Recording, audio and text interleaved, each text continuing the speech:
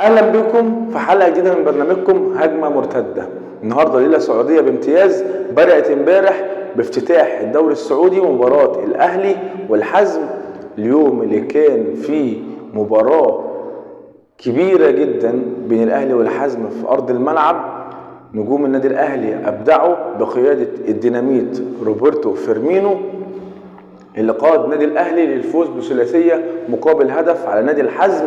وجماهير النادي الاهلي اشعلت المدرجات واشعلت حماس الدوري مبكرا، وارسلت رساله شديده للجماهير كلها ان النادي الاهلي عاد للدوري بحماس كبير وجماهيره العظيمه.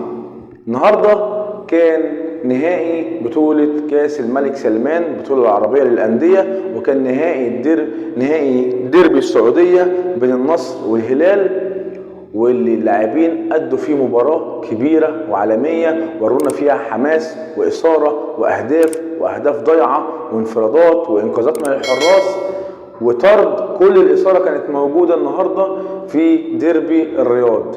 يلا بينا نخش في الحلقة ونحكي حكاية اليوم العالمي للسعودية النهاردة. نبدأ حلقة النهاردة بآخر حدث، وهو نهائي البطولة العربية وديربي الرياض بين النصر والهلال. بداية حماسية بدأ النهاردة بيها ديربي الرياض، وبدأت بهجوم من نادي الهلال وضغط مبكر وانفراد ضيعه سالم الدوسري برعونة شديدة. بعديها يرد عليه نادي النصر وكورة رأسية من مارسيلو بروزوفيتش يطلعها العويس من على خط المرمى، انفراد وتصدي رائع جدا من محمد العويس علشان خاطر ما يسكتش نادي النصر. تسديدة أخرى من بروزوفيتش على الطاير يمسكها العويس بثبات وتروح الهجمات، هجمة يمين وهجمة شمال وفرص رايحة وجاية بين الفريقين وإثارة كبيرة في أرض الملعب متعونا بيها نجوم الفريقين عشان يخلص الشوط الأول سلبي ويبدأ الشوط الثاني بإثارة كبيرة وأهداف كتيرة وفرص ضيعة بين الفريقين. بدأ نادي الهلال بالتسجيل مبكرا عن طريق عرضية من مالكوم يحرزها ميشيل دلجادو برأسية في المرمى، ويحتفل باحتفال كريستيانو رونالدو الشهير علشان خاطر يشعل حماس المباراة. بعديها انفراد من مالكوم يزداد بيه معاناة نادي النصر علشان يطرد عبد الاله العمري مدافع الفريق ويخش الفريق في مشكلة، لكن نادي النصر ما استسلمش. وبعديها ب3 دقايق كريستيانو رونالدو يحرز هدف التعادل من عرضية من الجناح الطائر سلطان الغنام. بعديها يخش الماتش في معركة شرسة، أهداف بين الفريقين بتضيع، ينزل يخلص الشوط ويبتدي وقت الإضافي عشان ينزل فيه الجناح غريب علشان خاطر يصنع كورة عرضية لكريستيانو رونالدو كاد يجيب بيها الهدف الثاني لولا إنقاذ شديد البراعة من البليهي من على خط المرمى بحركة أكروباتيكية يطلع الكرة من على خط المرمى ووصل حصرة رونالدو على الفرصة الضيعة.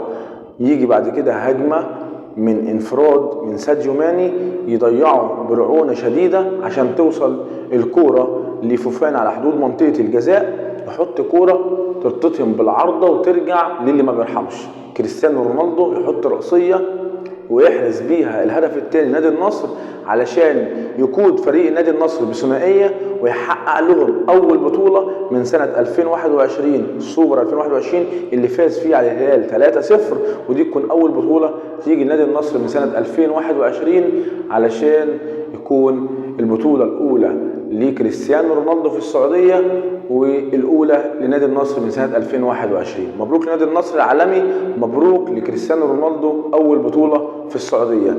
نطلع من نهائي السعوديه ونهائي كاس الملك سلمان وديربي الرياض ونروح على افتتاح الدوري السعودي اللي جماهير الاهلي عملت فيه ملحمه واثاره كبيره ورساله شديده اللهجه لكل الجماهير السعوديه، وقالت لهم ان النادي الاهلي رجع الدوري وباثاره كبيره بجماهير العظيمه. روبرتو فيرمينو وسان ماكسيمان ورياض محرز وفرانك كيسيه وإيبانيز مدافع الأهلي الجديد اللي جاي من نادي روما عملوا مباراة كبيرة وكانوا بيلعبوا على الرايق. فريق الأهلي لعب مباراه كبيره، وروبرتو فيرمينو احرز هاتريك النهارده عشان يكون اسرع هاتريك في بدايه الدوري، بعد ما كان اسرع هاتريك كان لعمر السومه نجم فريق الاهلي السابق برضه. يجي روبرتو فيرمينو يحرز ثلاثيه تقود الفريق لاول انتصار ليه وتصدر الدوري مؤقتا لحد لما باقي الفرق تلعب المباريات بتاعتها. فريق الاهلي في الماتش ده عمل مباراه، وسان ماكسيمان لعب على الهادي. يعني سان ماكسيمان بعد اللي عمله في الماتش ده كله شفنا منه متعه ومهارات، ورياض محرز وروبرتو فيرمينو حس ان الفريق لسه ما اندمجش. الفريق ده لما يندمج مع بعضه اكتر هنلاقي فريق ممتع بصراحه. عندهم 3 رايقين في الخط الامامي، سواء كان سان ماكسيمان او روبرتو فيرمينو او رياض محرز. كل دول لما يندمجوا مع بعض ويعملوا كيمستري بينهم وبين بعض وتبدا الفرقه تاخد على بعضيها، كام ماتش لقدام هنشوف اداء ممتع للنادي الاهلي. الفرقه دي اكتر فرقه تقريبا هتبقى في الدوري السعودي فرقه ممتعه على ارض الملعب، الفرجه عليها ممتعه للنظر. عندهم 3 لعيبه قدام رايقين بالكوره، الكوره في ايديهم زي البلسم، تحت رجليهم كده زي البلسم، تمشي يمين تمشي شمال زي ما هم عايزين بيمشوا الكوره. ان شاء الله الدوري السعودي الايام اللي جايه يبدا يكتمل، والهلال والنصر عندهم ماتشات موجوده يوم الاثنين. النصر عنده ماتش مع الاتفاق في الدمام، ماتش هيكون كبير، اتفاق مع ستيفن جيرارد المدرب، وهنشوف هيعمل ايه الاتفاق بعد الصفقات اللي عاملها، وهيكون ماتش كبير قدام النصر. هنستمتع السنه دي بالدوري السعودي مع بعض. بس دي كانت نهايه حلقتنا، في انتظار باقي مباريات الدوري السعودي. اتمنى تنزلوا تدوسوا لايك وتشتركوا في القناه وتفعلوا زر الجرس عشان يوصلكم جديدنا اول باول. سلام.